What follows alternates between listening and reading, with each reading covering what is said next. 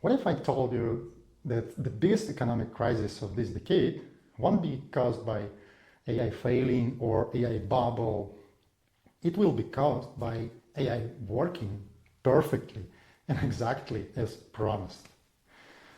This is the scenario I want to talk to you through today. Hi, my name is Andrew Zuko.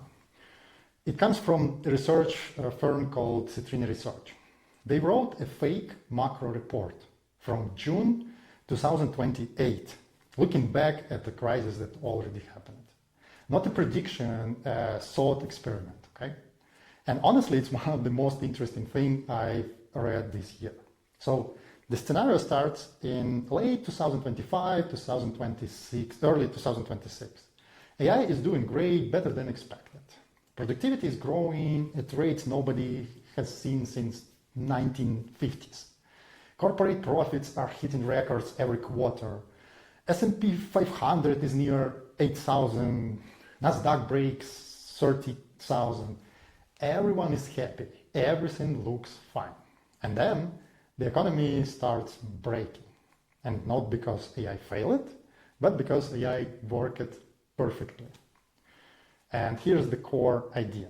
One GPU cluster in North Dakota, for example, can now do the work that previously required 10,000 office workers in Manhattan. The output is real, the productivity is real, GDP numbers keep growing. But here's the problem. The money is no longer passing through people. Machines don't buy coffee on the way to work. They don't pay rent, don't go on vacation, don't take their family to a restaurant on Friday night. Citrini called this ghost GDP.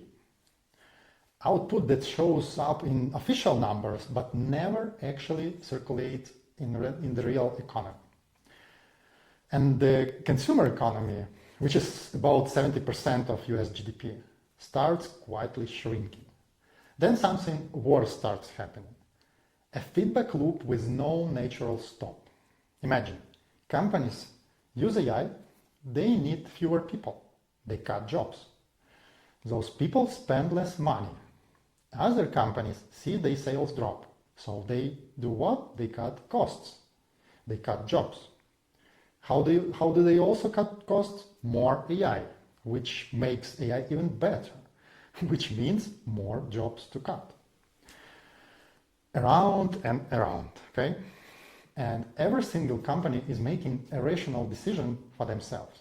But the collective result is the disaster. That's one example in this piece that I keep thinking about. ServiceNow company, it's a real company. They sold and sell software licenses with AI per seat, per employee. And imagine their clients started using AI, got more efficient, and cut 15% of their stuff, okay?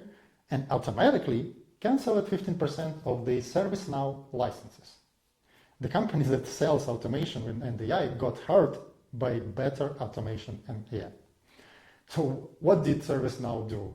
They cut their own stuff, they reinvested the savings into AI, it's the same technologies that was destroying them. And you know what? Like, what else were they supposed to do, right? Sit still and die slower? This is the part that's hard to process. The companies most threatened by AI became AI's most aggressive adopters.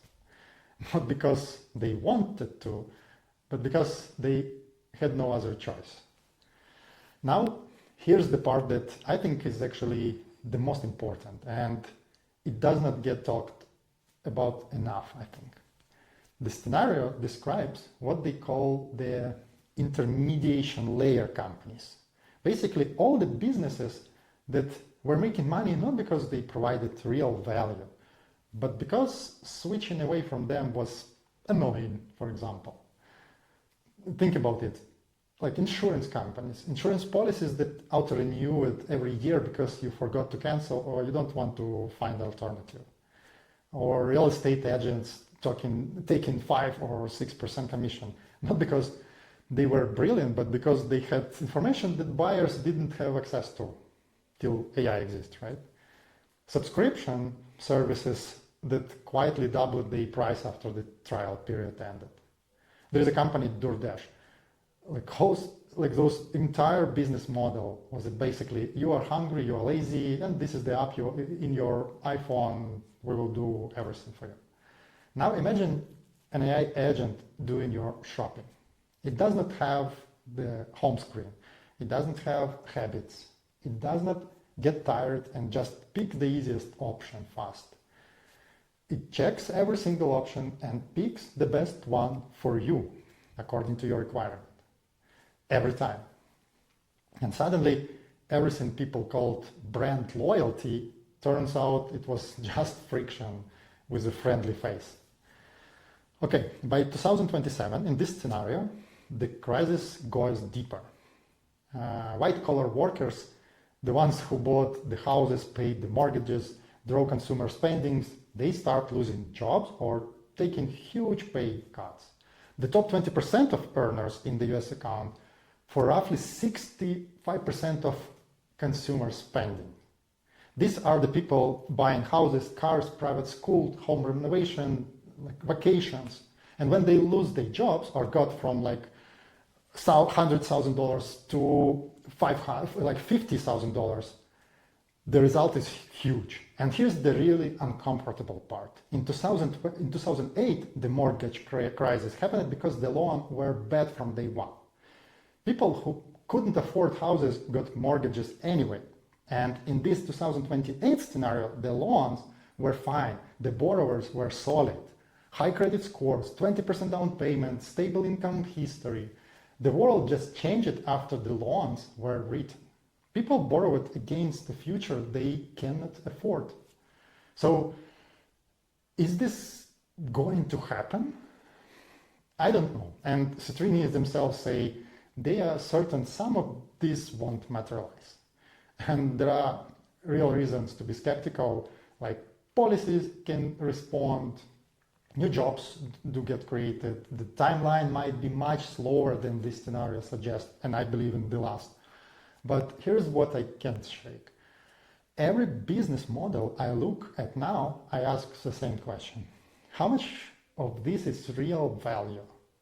How much is just customers haven't bothered to look for something better yet? Because that second thing is not a mod. That's just a friction, and friction is going to zero with AI. The scenario ends with something worth remembering. And they write, you are not reading this in June 2028. You are reading it in early 2026. The negative loops have not yet started. We still have time to ask the right questions. So here's mine for you. What assumptions is your business built on? And not your product, not your team, not your revenue right now. The assumptions underneath all of that. Will they still hold in 5 years? And if you're not sure, that's probably the most important thing to figure out. Thank you for watching. And if this makes you think, share it with someone who should probably be asking the same questions. Thank you.